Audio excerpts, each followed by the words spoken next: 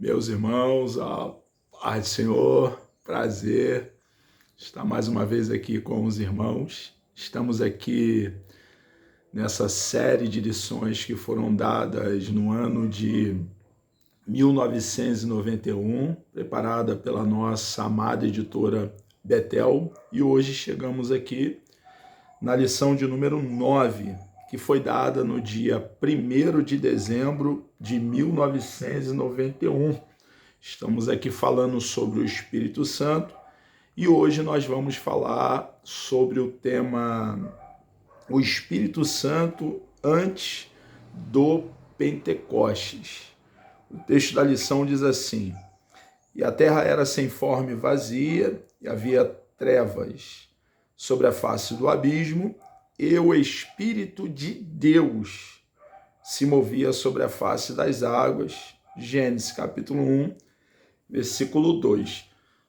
Então, já no princípio, no primeiro livro da Bíblia, nós já observamos o registro a respeito do Espírito Santo, a terceira pessoa da Santíssima Trindade, quando ele se movia ali sobre a face das águas.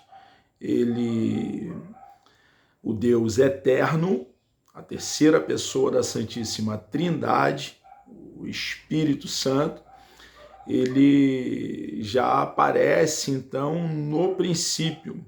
Aparece no princípio, perpassa por toda a narrativa bíblica e está aqui conosco hoje, habitando dentro de nós, fazendo de cada cristão um templo, uma casa, uma tenda, um tabernáculo, um santuário. Então hoje nós vamos falar sobre a terceira pessoa da Santíssima Trindade. Um dos seus atributos é eternidade. Ele é de eternidade a eternidade. Nunca houve um momento em que o Espírito Santo deixou de existir ou não existisse. Ele sempre existiu. Isso é eternidade. E nós observamos aqui, logo no segundo versículo do primeiro capítulo do livro de Gênesis, ele ali já agindo na criação. Verdade aplicada. O Espírito Santo executa a vontade de Deus na vida do crente. Ele atua no convencimento do ser humano que está morto em seus delitos e pecados. Esse ser humano, para vir para Cristo, ele uma vez deve ouvir o Evangelho e receber vida, porque ele está morto espiritualmente. Então, só dessa forma, ele pode vir para Cristo. Como diz Efésios capítulo 2, precisa o Espírito Santo vivificar o ser humano. Então, nós observamos que a iniciativa é de Deus e não do ser humano. Uma vez que nós que somos de escola arminiana cremos que a graça pode ser resistida, uma vez que essa graça não seja resistida, então, nesse momento, a pessoa nasce de novo, é o que chamamos de regeneração, é inserida ao corpo de Cristo, é o que nós chamamos de batismo no corpo, e nesse momento, atuando também a conversão, inicia-se o processo de santificação. E é o trabalhar do Espírito Santo, então, dentro do novo convertido. Quando ele coloca aqui, na verdade aplicado, o Espírito Santo executa a vontade de Deus na vida do crente, ele trabalha na vida do crente, dentro dessa dinâmica que eu acabei de fazer referência da salvação, do atuar do Espírito Santo, e ele também atua, executa a vontade de Deus através do cristão. usando o cristão como um instrumento, como um canal, como um vaso de barro nas mãos dele mesmo, como um arauto para proclamar o evangelho, as boas novas do reino. Objetivo da lição: tornar conhecida a atuação do Espírito Santo desde a criação. Então ele vai trazer o agir do Espírito Santo, o mover do Espírito Santo desde a criação, ali no início, até Jesus Cristo. E como eu já falei, o Espírito de Deus, ele é eterno, é a terceira pessoa da Santíssima Trindade. A sua atuação perpassa pela criação, já vem, claro, como eu já tenho falado, desde a eternidade. O Espírito Santo é eterno, perpassa pela criação e adentra ali a história, nossa história da humanidade, que inicia-se ali quando nós nos deparamos com o registro: no princípio criou Deus os céus e a terra, e passa pelo primeiro século, na plenitude dos tempos, nascimento do nosso Senhor e Salvador Jesus Cristo. Ele atua ali também, nós vamos falar a respeito, e ele está aqui em nossa época, no século 21, e nunca deixará de estar. Ele, por ser onipresente também, além de eterno, ele está selado para o dia da redenção, vai levar a igreja para a eternidade, para estar para sempre com Deus. Isso acontecerá por intermédio do arrebatamento e permanecerá aqui, porque ele é onipresente. E onipresença fala de estar presente em todos os lugares ao mesmo tempo. Então, ele leva a igreja e permanece aqui, atuando aqui ainda nessa esfera, aqui onde nós ainda estamos em nossa peregrinação. Então, o objetivo da lição é tornar conhecida a atuação do Espírito Santo desde a criação a Jesus Cristo, e também mostrar como o Espírito Santo opera em Jesus Cristo. Vamos falar da capacitação ali que Jesus recebe no seu ministério público, do Espírito Santo, o seu nascimento também, quando a donzela Maria é agraciada pelo Espírito Santo, na gestação de nosso Senhor e Salvador Jesus Cristo, vamos também mencionar. Texto de referência está em Gênesis capítulo 6, versículo 3, Êxodo capítulo 31, versículo 3, Juízes capítulo 13, versículo 25, Juízes capítulo 14, versículo 6 e 2 Samuel capítulo 23, versículo 2. Nos diz assim o texto sagrado: então disse o Senhor: não contenderá o meu espírito para sempre com o homem, porque ele também é carne. Porém, os seus dias serão 120 anos. Nessa narrativa, ali um pouco antes, um pouco depois do dilúvio, naquele episódio ali do dilúvio, aproximadamente ali, né, naqueles acontecimentos ali, nós observamos que quando tem essa expressão, porém os seus dias serão 120 anos, observamos que há uma diminuição no tempo de vida do ser humano aqui na face da terra.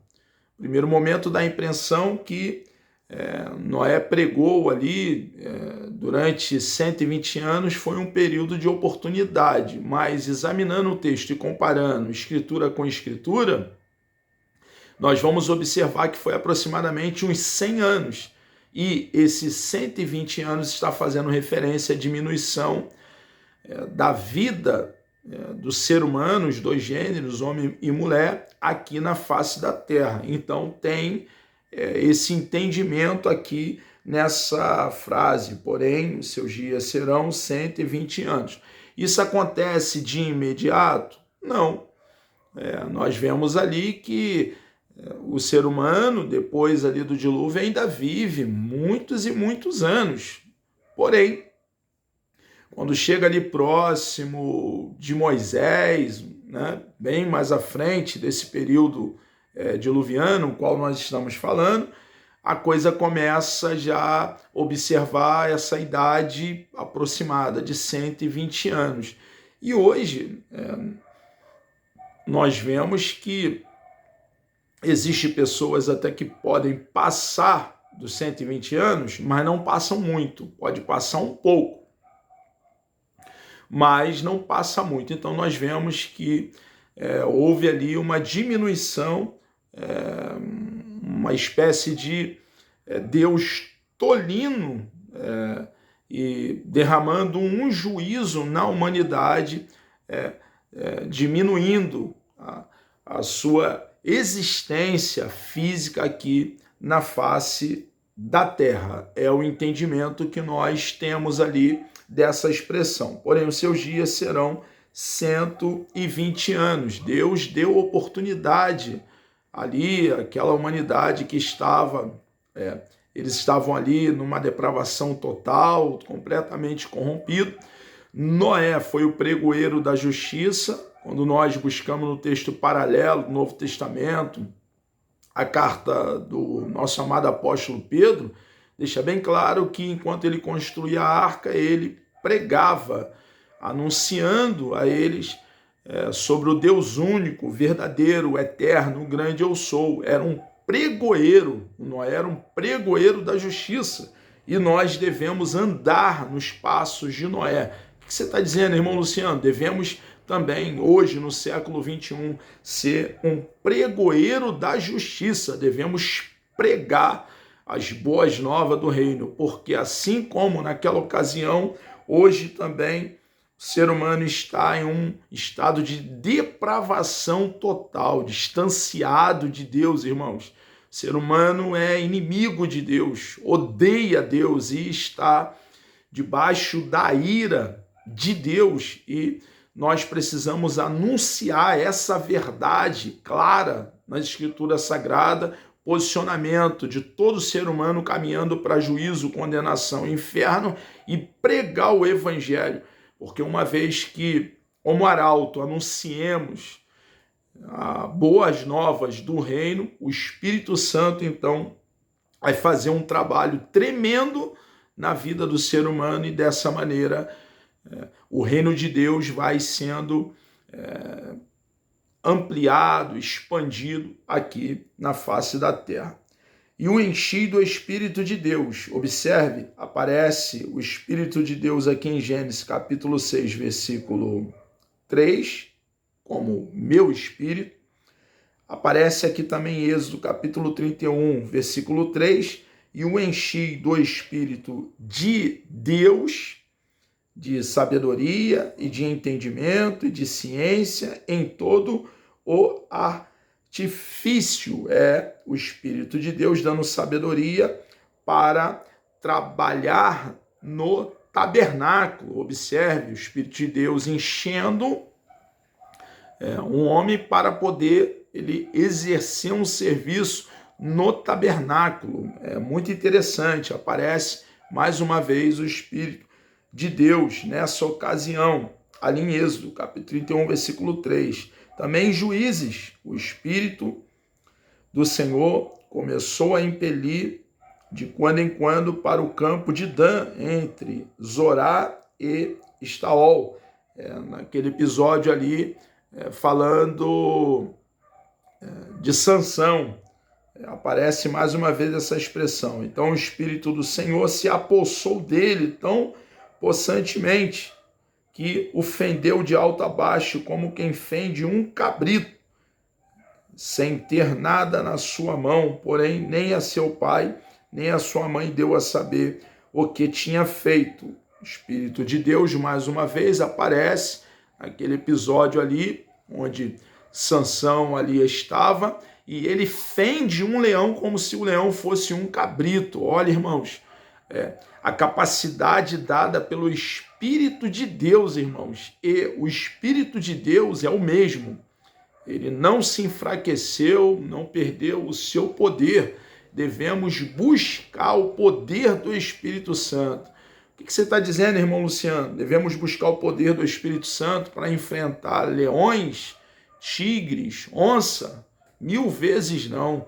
Para atuar na esfera espiritual, para debaixo da capacitação do Espírito Santo, testemunhar da verdade do nosso Deus, pregar as boas novas do reino, comunicar o plano de salvação com clareza a todo ser humano, todos os habitantes da face dessa terra. O Espírito do Senhor falou por mim e a sua palavra esteve em minha boca. Também aparece mais uma vez ali no Antigo Testamento, registrando ali 2 Samuel, capítulo 23, versículo 2. Temos também, mais uma vez, o registro a respeito do Espírito Santo. Atua na natureza, o Espírito Santo, Jó, capítulo 26, versículo 13. Agente divino, Salmos 33, versículo 6. Guardou a Noé, 2 de Pedro, capítulo 2, versículo 5. Preserva o homem e a natureza. Ele não somente é o criador, mas também é o preservador. Ele preserva a sua criação. Ele não é como um relojoeiro que dá corda no relógio e parte, deixando o relógio trabalhando sozinho. Não. Ele criou e ele preserva a sua criação. Está aqui, então, preservando aquilo que ele mesmo criou. Dá aos homens tarefas específicas. Ele mesmo é quem faz dessa forma. Juízes, capítulo 14, versículo 6. E disponibiliza hoje para nós, a igreja, as ferramentas para atuarmos para ele e trabalharmos pregando o evangelho com a finalidade da expansão do reino de Deus aqui nessa terra. Interpreta Deus ao homem, traz clareza, vai revelando o nosso Deus a nós. Hebreus capítulo 9, versículo 8. Introdução: em todas as circunstâncias da história da humanidade, as 3 pessoas da Santíssima Trindade, a pessoa do Pai, do Filho e do Espírito Santo. Observe que não há uma hierarquia, tá? São coiguais, coeternos, coexistentes. Deus, um único Deus, o Deus verdadeiro, um Deus, um único, subsiste pela pessoa do Pai, do Filho e do Espírito Santo. Em todas as circunstâncias da história da humanidade, as 3 pessoas da Trindade sempre trabalharam e trabalham juntas, embora sejam pessoas distintas.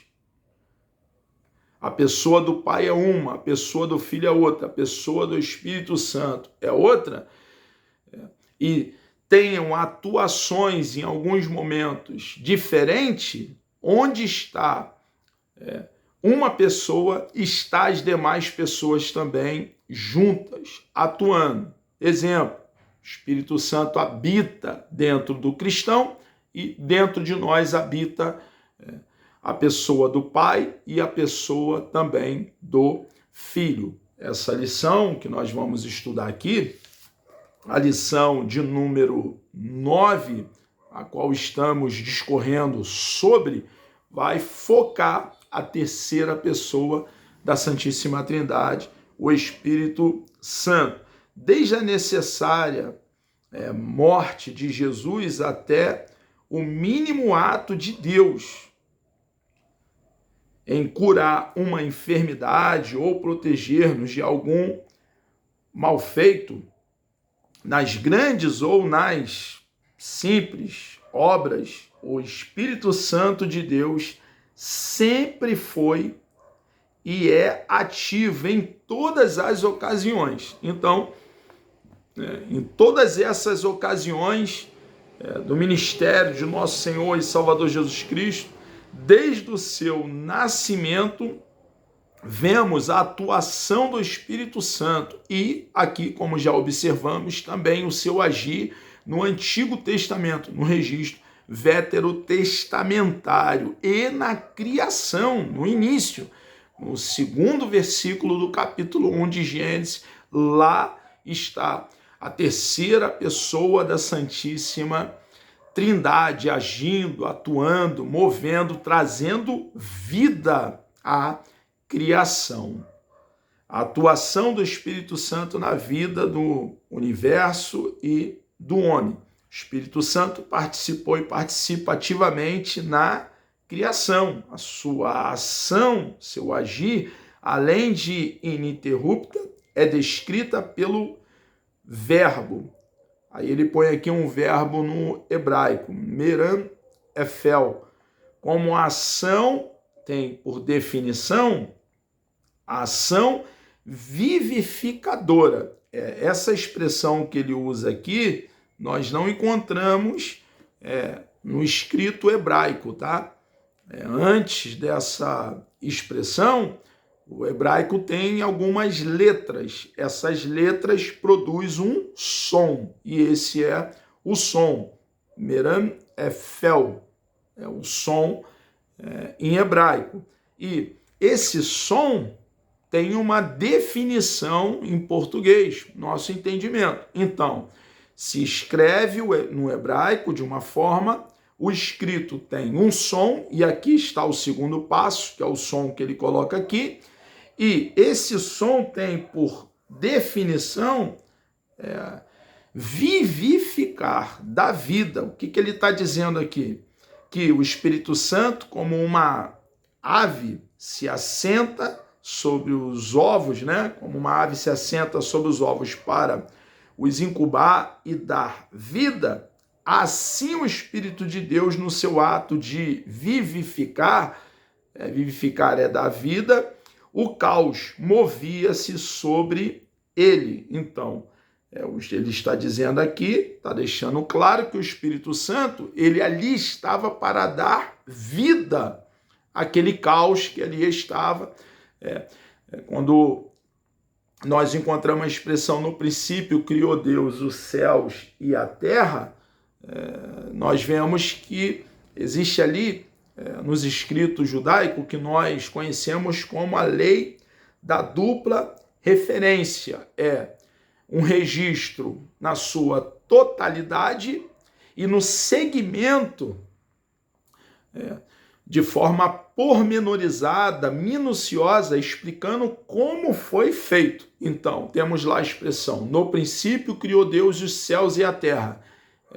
E agora, nos próximos versículos, vai estar ali registrado, trazendo clareza de como foi feito. Isso é chamado, dentro dos registros judaicos, de lei da segunda da segunda referência. É quando o escrito toma essa forma, né? Lei da dupla referência, né? Quando no princípio criou Deus os céus e a terra, fala de uma forma completa, e depois a lei da dupla referência, dentro desse costume judaico, vai de forma minuciosa relatar como foi feito. Coube ao Espírito Santo toda a ornamentação do universo, como está em Jó, capítulo 26, versículo 13.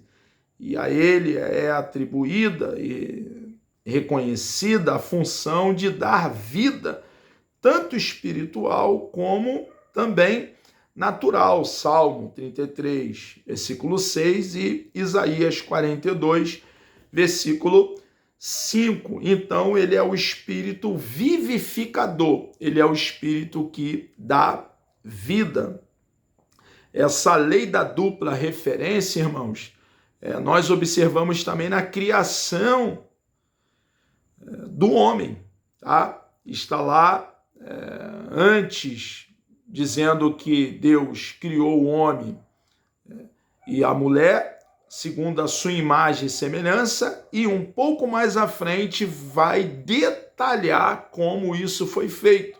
O homem feito do pó da terra, e Deus sopra na sua narina o fôlego de vida, e a mulher, depois que Deus põe um sono pesado no homem, arranca uma das suas costelas e forma a mulher e traz a mulher para o nosso papai Adão. Então, isso se chama lei da dupla referência. A exaltação, Isaías capítulo 14, versículo 13, e o orgulho de Lúcifer, no mesmo Isaías, ali capítulo 14, versículo 14 também, Ezequiel 28, 17, causaram a sua queda. A queda de Lúcifer foi causada pelo seu orgulho, seu desejo de ser semelhante ao Altíssimo, tornando o Éden, jardim de Deus, e esta terra um verdadeiro caos. O que ele está dizendo aqui, irmãos? Ele está dando entendimento o porquê que a terra estava um caos. Ele está trazendo aqui que, no princípio, a terra estava toda formada, não era um caos. Ela estava perfeita. Porém, com a queda de Lúcifer, tornou-se um caos, veio a ser um caos. Ele crê dessa forma, né? Muitos teólogos acreditam na recriação da terra, acredita na terra original e na terra recriada. A terra original, dentro desse entendimento do capítulo 1 ali de Gênesis, a terra original é a terra que aparece no primeiro versículo. No princípio criou Deus os céus e a terra original. Quando o texto diz a terra, porém, era sem forma e vazia, segundo esse entendimento, houve ali a queda de Lúcifer e tornou a terra sem forma e vazia. Existe um outro entendimento que é o que, me parece mais coerente com a Bíblia, é justamente a lei da dupla referência, a qual já fiz referência no início, que quando Deus diz, no princípio criou Deus os céus e a terra, ele está relatando o que ele fez. E depois começa, então, de forma bem detalhada, a dizer como ele fez para trazer entendimento para nós. Nesse caso, não houve uma recriação nesse entendimento. Eu entendo, respeitando, é claro, o outro posicionamento, que há mais coerência nesse entendimento último que eu acabei de mencionar. Ela tornou-se, o entendimento aqui do nosso amado professor, comentarista, tá?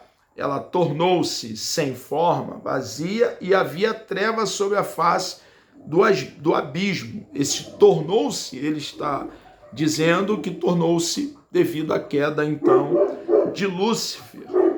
Tudo quanto Deus fez, Gênesis capítulo 1, versículo 1, e fazia é bom. E o diabo veio para matar e destruir. Isso é uma verdade. O diabo veio para matar, destruir. Ele odeia a humanidade e faz de tudo para exterminar com a humanidade. Por isso ele odeia tanto as famílias e ataca as famílias, porque a sociedade é formada por família. As famílias que são a origem de uma sociedade. Então, ele vai no nascedouro da sociedade. Se o diabo consegue desestruturar as famílias, ele consegue desestruturar a sociedade, a humanidade. Se ele consegue tornar uma família doentia, corrompida, consegue corromper uma sociedade, ter uma sociedade também doentia. Mas Jesus veio desfazer as obras do diabo. Observe que o diabo é um ser limitado. Ele só vai até onde o nosso Deus permite.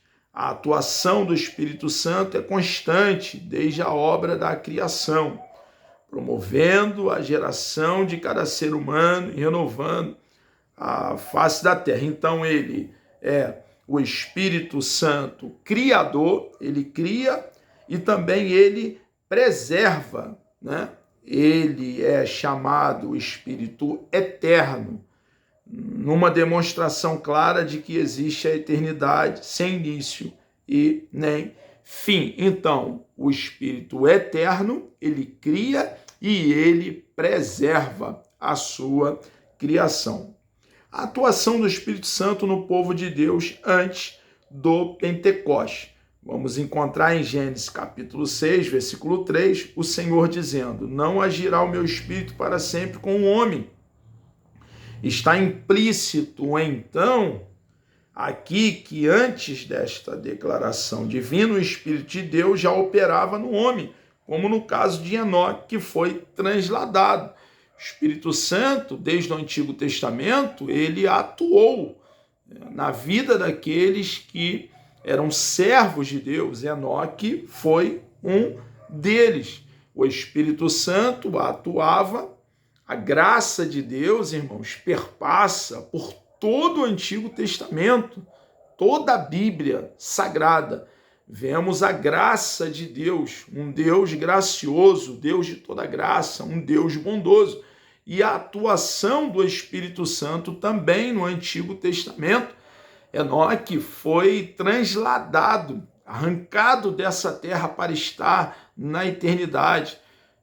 Ele foi um homem que andou com Deus, ele desfrutou de íntima comunhão com Deus. E isso só é possível por intermédio da terceira pessoa da Santíssima Trindade, o Espírito de Deus. Então vemos ali a atuação dele no Antigo Testamento. Alguns resistiram à atuação do Espírito de Deus e outros não resistiram, pelo contrário, se entregaram a esse agir do Espírito Santo e buscavam a Deus dentro, é claro, daquela época, né?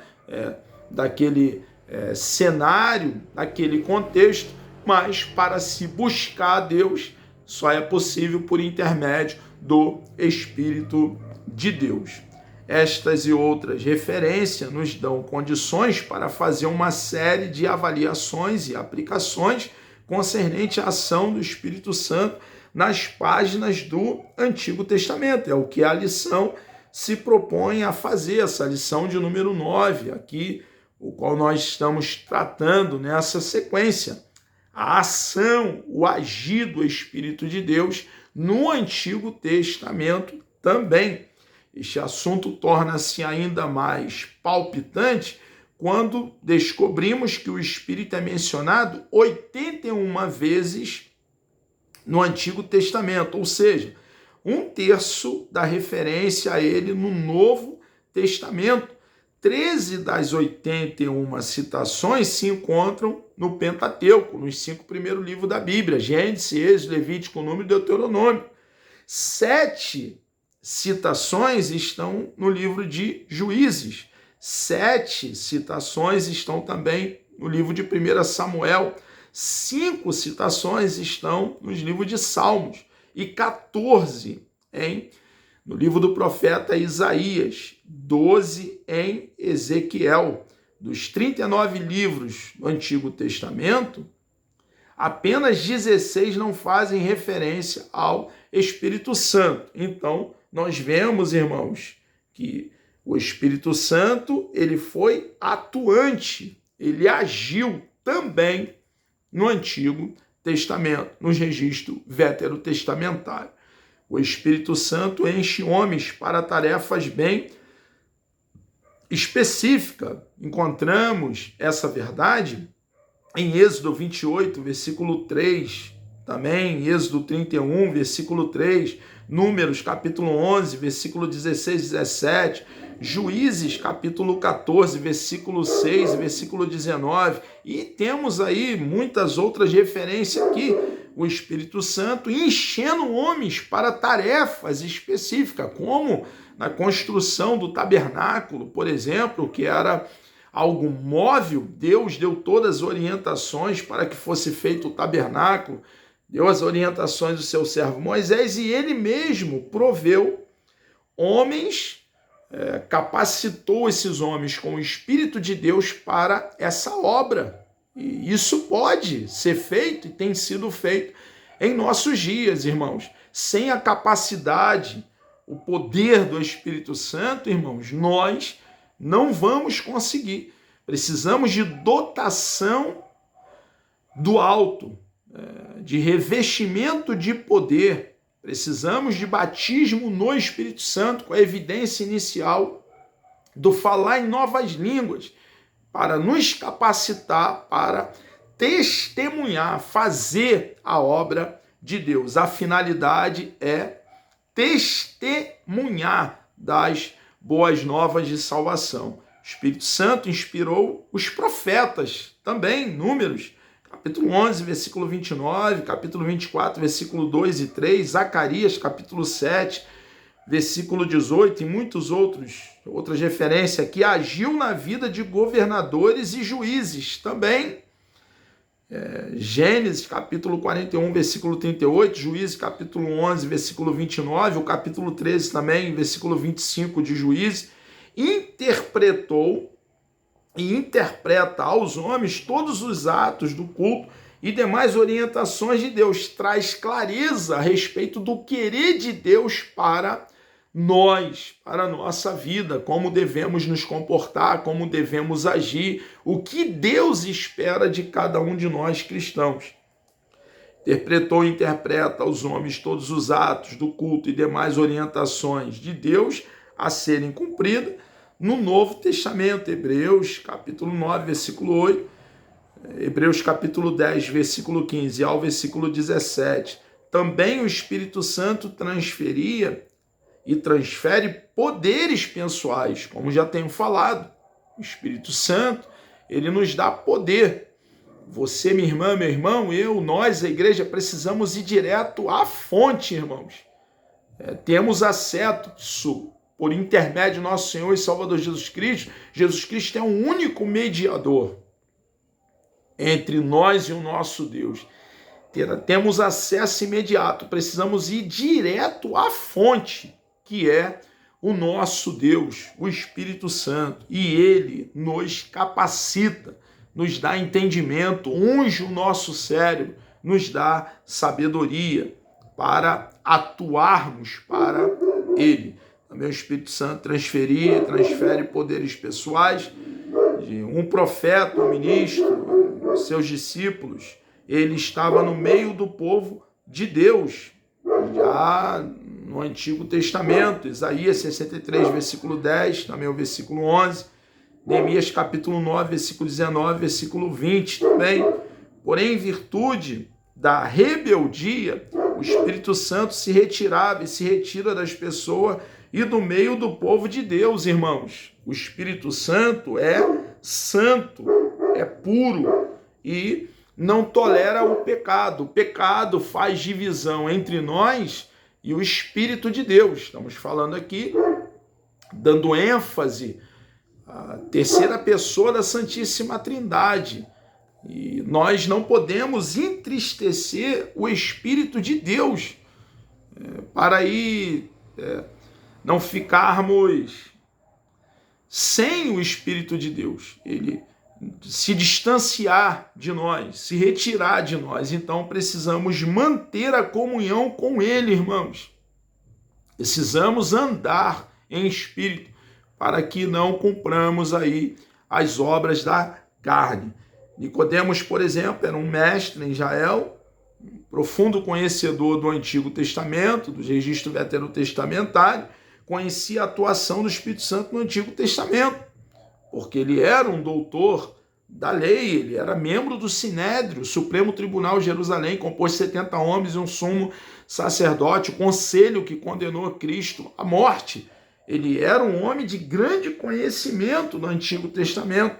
Sua visão era curta, a despeito de ter um grande conhecimento do Antigo Testamento, tinha uma visão curta e se espantou quando Jesus lhe mostrou a obra do Espírito Santo, quando Jesus falou a respeito do novo nascimento, da regeneração, do ato da regeneração, com Nicodemos, a despeito dele ser um doutor da lei, ele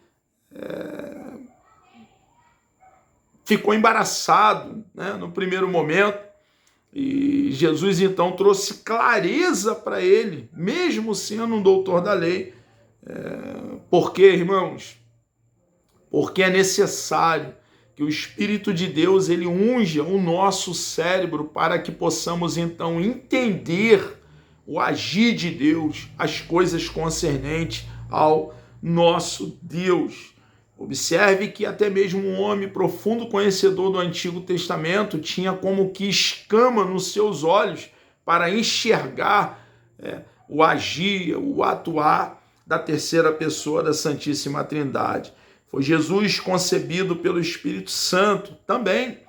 A concepção do nosso Salvador dentro do útero da donzela Maria, a formação, como ele chegou ali sem o contato humano, de uma parte humana de um homem. José era o seu pai legal, seu pai adotivo, porque o nosso Senhor veio de Deus, era o eterno Filho de Deus. A concepção foi um milagre. O nascimento, porém, foi natural. A instituição católica, de forma equivocada, para afirmar a doutrina da perpétua virgindade de Maria, ensina de forma não fundamentada biblicamente que houve um deslocar de útero, como que se Jesus saísse pelo lado da donzela Maria, sendo deslocado no nascimento de forma sobrenatural, que nunca ocorreu, irmãos. Não existe fundamentação, calcamento, respaldo bíblico. É uma heresia, uma falácia, um engodo, um engano, irmãos, uma distorção bíblica. A concepção foi um milagre, irmãos. Foi por obra e graça do Espírito Santo. O embriãozinho chegar até ali, o nosso Salvador, e o seu desenvolvimento. Mas, o mais sem ir, o nascimento foi natural. No nascimento houve contração, houve sangue e foi necessário cortar o cordão umbilical. Depois que o nosso Senhor nasce, Maria, ela mantém ali como costume dentro daquela cultura, no primeiro século, o tempo da purificação dentro da cultura judaica, e passando o tempo da purificação, então, José coabita com a donzela Maria, tem um relacionamento sexual, o que é dentro do casamento santo, puro e perfeito, o que dentro do casamento o sexo é a vontade de Deus para o casal, e é por isso que os desejos do homem, sexo masculino, pela uma mulher, sexo feminino, e os desejos da mulher, sexo feminino, para com o homem do sexo masculino, é inerente, inato à natureza do ser humano. Por quê? Porque foi colocado aí esse desejo pelo próprio Deus e para se degustar, saborear dentro do casamento. E no coabitar, então, de José com a donzela Maria, nasceram, então, os irmãos de Jesus e também as irmãs do nosso Salvador, o que está bem fundamentado biblicamente. Jesus, o nosso Deus, o Emanuel, Deus conosco, ele teve o nosso Senhor e Salvador Jesus Cristo irmãos e também teve irmãs. Foi Jesus concebido pelo Espírito Santo. Então, a concepção foi um milagre. O nascimento, como eu já acabei de fazer referência, foi natural. Também foi ungido com o Espírito Santo. Também, irmãos, Isaías, capítulo 61, do versículo 1 ao 3, Lucas, capítulo 4, versículo 14 e versículo 18. Jesus também foi ali ungido com o Espírito Santo quando ele se dirige até o Rio Jordão para ser batizado pelo profeta João Batista. E o Espírito Santo, então, ele desce em forma corpórea sobre o nosso Senhor e Salvador Jesus Cristo, o ungindo, o capacitando para o seu ministério público. Ele, dali, depois de sair das águas batismais, ele, então, é conduzido pelo Espírito de Deus até o deserto, onde, lá no deserto, ele é tentado pelo diabo e ele vence o diabo e inicia, então, o seu ministério público. Jesus, então, foi capacitado pelo Espírito Santo, nos deixando também o exemplo que nós, irmãos, dependemos da capacitação da terceira pessoa da Santíssima Trindade, então, para exercer o nosso ministério. Em Isaías, capítulo 11, versículo 2, lemos sobre a plenitude, a totalidade do Espírito Santo em Jesus, com 7 virtudes. Observe que não são 7 Espírito de Deus. O Espírito de Deus, a terceira pessoa da Santíssima Trindade, com as suas virtudes, é o que nós lemos aqui. Espírito do Senhor, espírito de sabedoria, espírito de inteligência, espírito de conselho, espírito de fortaleza, espírito de conhecimento, espírito de temor. São as virtudes do Espírito de Deus. O ministério de Jesus Cristo foi realizado no poder do Espírito Santo. Isaías capítulo 61, versículo 1 e 2. Pregar as boas novas aos mansos, restaurar os contritos de coração, proclamar liberdade aos cativos, proclamar a abertura da prisão aos presos, consolar aos tristes. Pelo Espírito Santo, Jesus ofereceu-se a si mesmo pelos nossos pecados na cruz do Calvário. Ali na cruz, o nosso Senhor e Salvador Jesus Cristo, ele quitou a nossa dívida que tínhamos com Deus Pai. Ele cancelou a nossa dívida. Ele fez expiação por nós.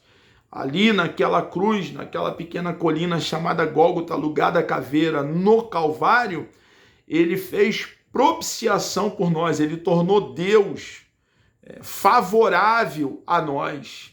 Nós que cremos em Cristo de todo o coração, que fomos salvos pela graça de Deus mediante a fé, irmãos. Jesus ali conquistou para nós justificação. A justiça de Cristo nos foi imputada quando cremos nele de todo o coração. E só dessa maneira desfrutamos hoje, por estarmos em Cristo, de paz com Deus. O próprio Deus, irmãos, nos declara justo pela obra preciosa de nosso Senhor e Salvador Jesus Cristo. Jesus Cristo morreu uma morte vicária em lugar de outrem, em seu lugar, minha irmã, meu irmão, em meu lugar. Embora a salvação é pela graça, mediante a fé, e graça é favor imerecido, não pagamos um preço pela nossa salvação, é um presente de Deus dado a nós que cremos em Cristo de todo o coração. Um alto preço foi pago, não por você, minha irmã, meu irmão, não por mim, mas pago pelo eterno Filho de Deus. E precisamos então diariamente buscar agradar o nosso Deus, amando a sua lei e o obedecendo, agradá-lo diariamente, irmãos, com o coração cheio de gratidão e de amor, porque ele nos amou primeiro. E não foi pouca coisa que ele fez por nós, 1000 vezes não. Ele nos resgatou do mercado de escravo, qual nós estávamos, E hoje, em Cristo, somos livres, temos vida e vida com abundância. Foi ressuscitado, morreu para nos salvar e ressurgiu dentre os mortos para a nossa justificação. Irmãos, Jesus foi o primeiro a ressurgir dentre os mortos. A ressurreição de Cristo foi para a imortalidade. Ele ressurgiu e está vivo.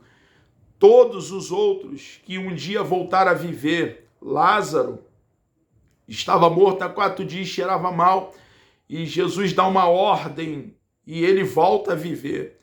O filho da viúva da cidade de Naim, Jesus toca o esquife, aquela maca, era uma espécie de maca ali dentro da cultura judaica. Entendemos isso, não era um caixão de madeira, porque o caixão de madeira não era usado naquela cultura judaica como é hoje, no século 21, na nossa. Depois de tocar no esquife, ele dá uma ordem àquele jovem, àquele mancebo, e ele torna a viver.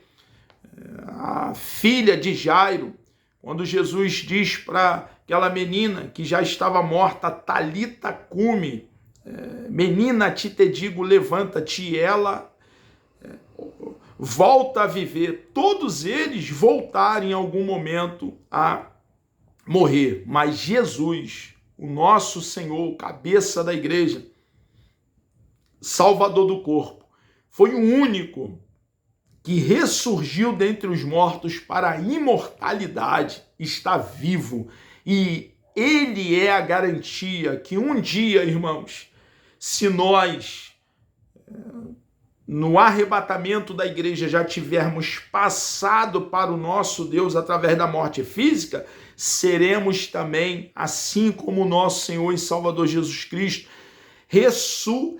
ressurgiremos também dentre os mortos. É a garantia que temos, pois foi o que aconteceu com o eterno Filho de Deus. Foi ressuscitado pelo poder do Espírito Santo. Após sua ressurreição, Jesus deu o mandamento aos apóstolos. Pelo poder do Espírito Santo, ele passa ainda aqui, irmãos, depois de ressurreto, 40 dias, e só depois de 40 dias ele foi elevado às alturas no céu, enquanto falava sobre o Espírito Santo. Ele, ali no Monte das Oliveiras, ele é assunto ao céu para estar à destra de Deus nas alturas. Nesse período de 40 dias, em uma só aparição, ele apareceu para aproximadamente 500 irmãos. Alguém, de forma maldosa, quer dizer que eles deliraram. Quando nós estudamos alguns livros, e quer dizer que houve um delírio, meu irmão, um delírio acontecendo com 10 pessoas, pode ser, com 15 pessoas, pode ser que aconteça com 20 pessoas, pode até ser, mas fica muito difícil. Agora, 500 irmãos, 500 pessoas delirar juntamente, e muitos dos 500 ainda estavam vivos e testemunhando, e deram a vida por esse testemunho, por essa verdade. Quem dá a sua vida por uma mentira, irmãos? Quem dá a sua vida por algo que não aconteceu? Mas eles deram, muitos deles morreram como mártires, porque recusaram-se negar essa verdade, porque tinham convicção na alma de que Jesus, depois de ressurreto, lhes apareceu e eles podiam tocar, se quisesse, na marca dos cravos, abertura nas suas mãos, aqui no seu punho, nos seus pés, a lança que o feriu pelo lado e atingiu o pericárdio, quando diz lá o texto que saiu sangue e água, a água aí era a substância sorosa que todos nós, seres humanos, têm nessa membrana ali próxima do coração chamada pericárdio. Meu irmão, todos podiam tocar, porque a ressurreição de Cristo, nosso Senhor e Salvador Jesus Cristo, foi uma ressurreição física e foi preservado as marcas. A Bíblia registra dessa forma. Jesus comeu depois de ressurreto. É claro que, apesar da ressurreição ser física, aquele corpo era um corpo glorificado. A partir daquele corpo que sofreu as atrocidades e a crucificação, a partir daquele corpo, Jesus então recebe um corpo glorificado. A ressurreição foi física, porém o corpo era glorificado. O que você está dizendo, irmão Luciano? Eu estou dizendo que aquele corpo glorificado já não tinha mais as mesmas limitações que antes. Agora estavam todos reunidos num cenáculo fechado e não precisava mais abrir portas, janelas. Jesus entrava e aparecia entre eles. Jesus agora, para atravessar de uma banda do Mar da Galileia para outra região do mesmo Mar da Galileia, não precisava mais de fazer uso de um barquinho. Então, irmãos, embora a ressurreição de Cristo tenha sido física, ele não tinha mais essas mesmas limitações. E nós, irmãos, no arrebatamento receberemos um corpo semelhante ao corpo de nosso Senhor e Salvador Jesus Cristo, um corpo glorificado. A partir desse corpo a promessa que nós temos, e uma promessa que não pode jamais falhar.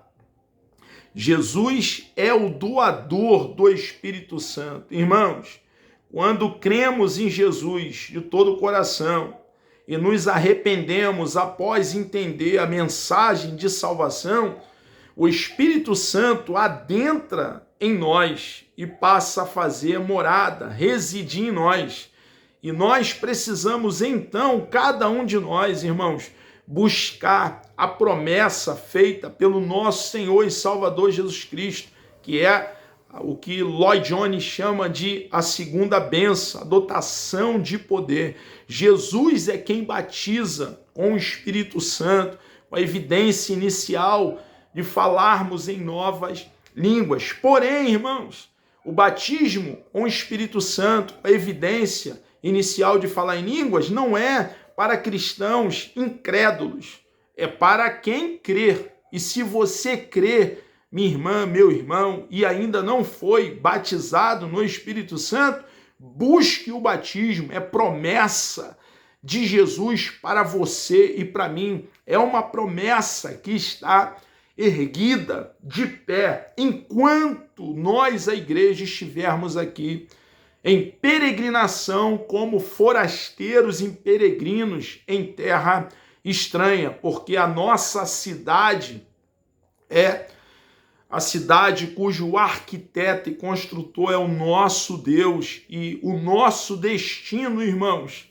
é a eternidade com aquele que é o nosso quinhão, a nossa porção, o nosso galardão, o nosso próprio Deus, aquele que elaborou e pôs em execução a salvação. O mérito, a honra, a glória da salvação é completamente e somente do nosso amado Deus.